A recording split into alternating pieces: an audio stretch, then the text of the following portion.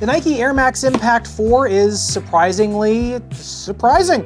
So let's get into it. You know, when I saw these online and I saw the price point, I was ready for these things to just feel and play like bricks.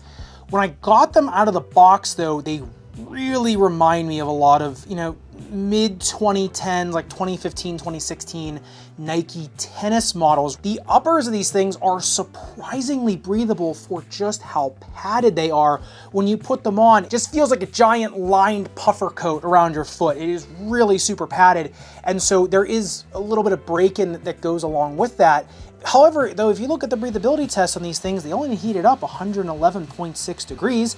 And when you do the breathability mapping on them, there's not a lot of fog that comes out in the beginning, but then as soon as the fog kind of finds the egress point, then it starts blowing out. So it takes a little bit of time, but the fog does find its way through it. And I think when you first get them on though, and we'll talk about this in the fit section, your foot is really just touching everything in them, right? It's a super intimate contact. Now, if you look at the lace line of these, speaking of a giant bear hug, number one, it's all reinforced all the way up the lace line. Number two, the tongue is really aggressively gusseted on these. So the lockdown in these and the containment is really outsized for their price point.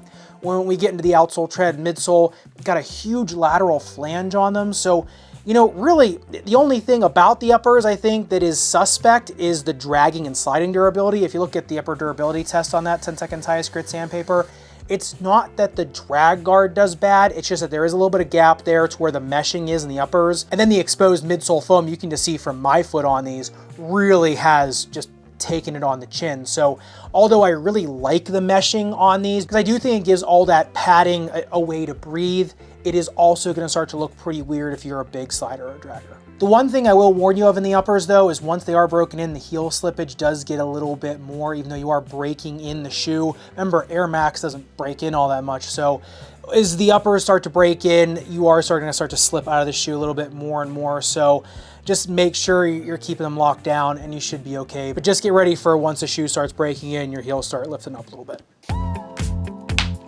Getting into the midsole teardown, these things are full size. I mean, there is a giant slab of foam under the forefoot. It does have some break points in here to make it a little bit easier to bend, which I did appreciate. It does have a top-loaded shank, which is nice, then a giant Air Max unit there in the rear foot. I will say, these did not feel like bricks. Like I said in the beginning of the video, it actually felt somewhat responsive underfoot. No, it's not the most explosive shoe underfoot, but for the price point, top-loaded shanks and bend points in the forefoot while having a pretty, you know, decent stack of foam up there, plus the Air Max for pretty responsive crash landings on your heel. And I thought it was pretty good. I mean, if you look at the bounce height test on these, 33 centimeters in the heel, 33 in the forefoot, which when I did the bounce height test and I hadn't cut them open yet, I was wondering, like, it's pretty similar. But when you realize how thick the foam is in the forefoot versus the Air Max unit, which lies beneath a little layer of foam in the rear foot, you can kind of tell that that's why they're similar. So not rocket ships by any means, but for the price point, at least on outdoor courts, actually a pretty protective setup underfoot, and on indoor courts with the benefit of maybe a rubberized court or a little bit more of a responsive hardwood court, they're not bad.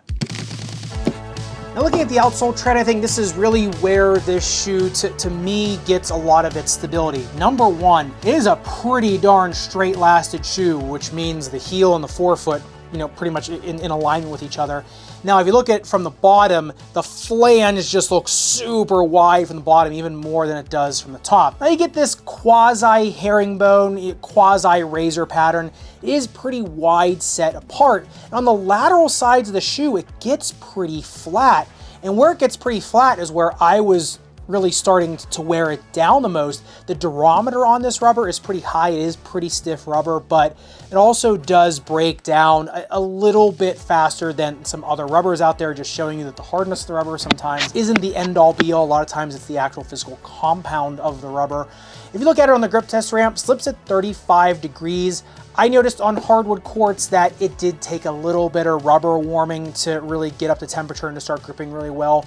Definitely is not the tackiest thing out there. On outdoor courts though, it grips fantastic because the little bit wide set, chunkier pattern on this and some flat spots on it you do get a nice confident grip on those outdoor courts, even if they are painted and slick. So really, I think it's just kind of dealer's choice. If you don't mind some warming on these, you don't mind a little bit more forgiveness, they're fine on indoor courts for sure. I think rubberized courts are where these shoes really shine the most because just, you know, especially because of the midsole as well as the outsole, I think it really does the best for those.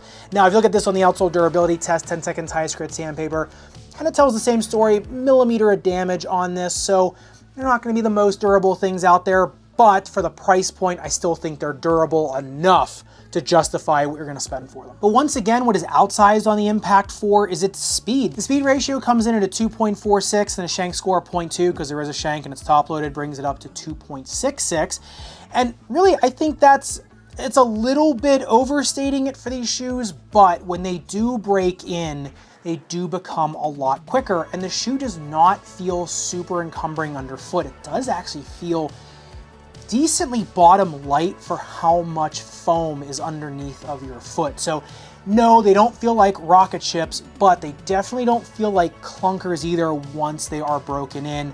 And I think mainly it's the confidence moving side to side that I think gives these the most feelings of speed. So when you're going side to side trying to get pretty shifty, especially on outdoor courts, and you have all the confidence of a shoe that's a little bit more straight lasted, a little bit wider of a flange, but also has a ton of that foam underneath of your foot, but isn't super heavy, I think that's where you're gonna feel the speed in these, going for those quick side to side movements, not necessarily trying to go coast to coast. The fit of the Impact 4s though, I think is where it's probably gonna opt some people out. Number one, it is a little bit of a shorter shoe in length, and with all the materials being so bulky, I kind of thought it was the upper materials that were making it feel a little bit stubby.